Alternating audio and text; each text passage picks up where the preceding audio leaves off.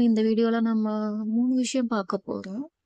First விஷயம் என்னன்னா, Jal Jeevan mission 2.0 அப்படின்னா என்னன்னா, சென்ட்ரல் கவர்மெண்ட்டும், ஸ்டேட் கவர்மெண்ட்டும் MOU சைன் பண்ணியிருக்காங்க.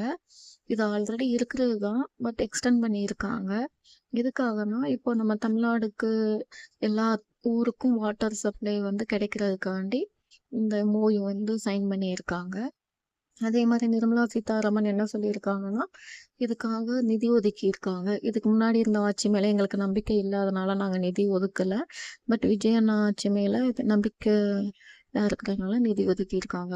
செகண்ட் நியூஸ் என்னன்னா, எல்லா பிரைவேட் ஸ்கூல்ஸ்லயும் அவங்க வாங்குற ஃபீஸ் ஸ்டாண்டர்ட் வைஸ் இருக்கும் இல்லையா? ஃபர்ஸ்ட் ஸ்டாண்டர்ட், செகண்ட் ஸ்டாண்டர்ட் ஒவ்வொரு ஸ்டாண்டர்டுக்கும் என்ன ஃபீஸ் வாங்குறாங்கன்ட்டு நோட்டீஸ் மூலம் டிஸ்ப்ளே பண்ணணும். அதே மாரி அவங்களோட ஸ்கூல் வெப்சைட்லயும் லான்ச் பண்ணணும்.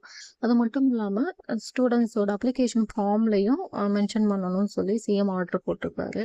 இது அதிகமா அமௌண்ட் வாங்குறாங்க இல்லையா? அந்த மாரி அமௌண்ட் வாங்காம இருக்கிறதுக்கு கொஞ்சம் ஹெல்ப் பண்ணும். அப்புறம் தேர்ட் அப்டேட் என்னன்னா, நம்ம விஜய் அண்ணா தேங்க்ஸ் கிவிங் மீட் குடுத்தாரு இல்லையா? திருச்சியில. அதுக்கு அவர வெல்கம் பண்றதுக்காண்டி வாழை மரங்கள் நட்டு வச்சிருந்தாங்க.